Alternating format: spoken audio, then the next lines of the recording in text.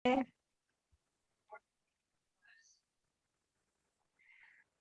Assalamualaikum warahmatullahi wabarakatuh. Waalaikumsalam warahmatullahi wabarakatuh.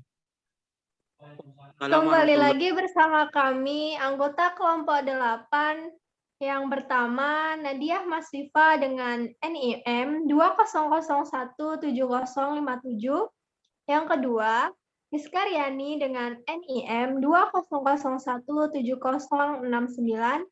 Yang ketiga dengan M. Tegar, NIM 200170099, dan Ahmad Taufik Hidayat, NIM 200170084.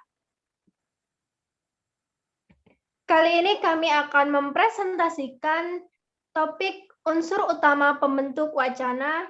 Yang pertama, konsep pemarkah kepaduan wacana. Yang kedua, jenis pemarkah kepaduan wacana. Dan yang ketiga, contoh wacana untuk dianalisis. Oke, langsung saja. Pemateri yang pertama saya serahkan kepada Ahmad Taufik Hidayat. Dipersilahkan.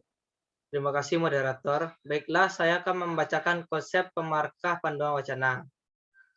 Menurut Suyono, wacana adalah sebagian satuan kebahasan terlengkap, dihasilkan oleh pemakai bahasa dalam peristiwa komunikasi yang menggunakan bahasa sebagai media utamanya. Sebuah wacana merupakan unit bahasa yang saling terikat oleh satu kesatuan. Kesatuan itu dapat dipandang dari segi bentuk dan segi maknanya. Wacana yang baik dan untuk mensyaratkan kalimat-kalimat yang kohesif. Anton M. Mulyono. Kembali ke moderator. Oke, terima kasih kepada Ahmad Taufik Hidayat. Selanjutnya untuk kepada Nadiah Masrifa dipersilahkan. Baik, terima kasih moderator. Keadaan unsur-unsur bahasa yang saling merujuk dan berkaitan secara semantis itu disebut kohesi. Dengan kohesi, sebuah wacana menjadi padu. Setiap bagian pembentuk wacana mengikat bagian yang lain secara mesra dan wajar.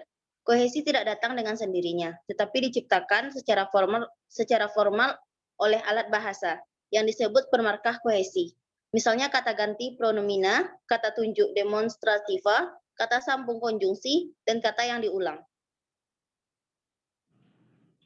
Apa itu kohesi? Kohesi adalah hubungan antar proposisi yang dinyatakan secara eksplisit oleh unsur-unsur gramatikal dan semantik dalam kalimat yang membentuk wacana. Kohesi merupakan aspek formal dalam tata bahasa, terutama dalam organisasi sintaksis yang terdiri dari kalimat dalam rangka menghasilkan tuturan yang utuh. Pemarkah kohesi yang digunakan secara tepat menghasilkan kohesi dengan jenis sebagai berikut. Dikembalikan kepada moderator.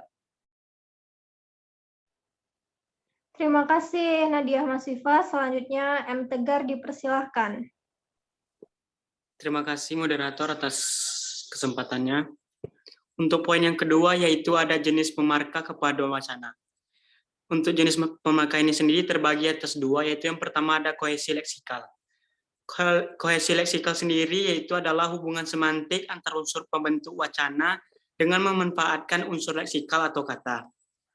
Untuk jenis yang kedua yaitu ada kohesi gramatikal, yaitu kohesi yang memiliki hubungan semantis antar unsur yang dimarkai alat gramatikal, alat bahasa yang digunakan dalam kaitannya dengan kata bahasa. Untuk kohesi leksikal sendiri terbagi atas dua, yaitu yang pertama ada reiterasi, yaitu pengulangan kata-kata pada kalimat berikutnya untuk memberikan penekanan bahwa kata-kata tersebut merupakan fokus pembicaraan. Untuk jenis yang kedua yaitu ada kolokasi, yaitu hubungan antar kata yang berada pada lingkungan atau bidang yang sama. Berikutnya yaitu kohesi gramatikal. Kohesi gramatikal sendiri terbagi atas 4. Yang pertama yaitu ada substitusi atau penyulihan. Substitusi atau penyulihan yaitu adalah referensi hubungan antara kata dan objeknya. Dari sudut analisis wacana, objek yang diacu oleh sebuah kata dapat di luar bahasa dan di dalam bahasa. Yang kedua yaitu substitusi atau penyulihan. Secara definitif, substitusi adalah hubungan antar kata dan kata lain yang digantikannya. Suatu kata dapat digantikan oleh kata lain untuk tujuan tertentu. Yang ketiga yaitu ada elipsis atau pelesapan. Kata yang disebutkan atau dituliskan secara berulang mungkin dapat mengganggu pemahaman. Dalam hal itu, elipsis atau pelesapan dapat dilakukan untuk menciptakan kepaduan wacana. Dan yang terakhir yaitu ada konjungsi atau penghubungan. Konjungsi atau penghubungan dengan bantuan kata sambung atau konjungsi besar pula peranannya dalam mewujudkan suatu kohesi gramatikal. Terima kasih, saya kembalikan kepada moderator. Oke, terima kasih kepada M. Tegar. Selanjutnya saya akan melanjutkan materi contoh wacana. Analisis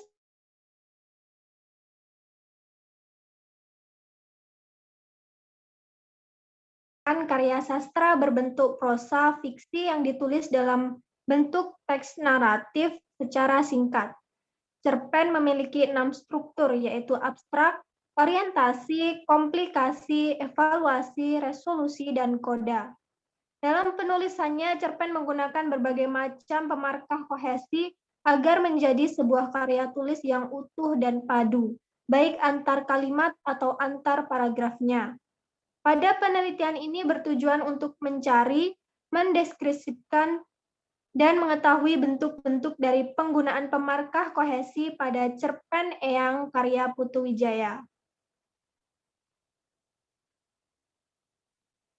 Yang digunakan dalam penelitian yaitu metode kualitatif dengan teknik berupa analisis isi. Sumber data yang digunakan berasal dari cerpen Eyang karya Putu Wijaya.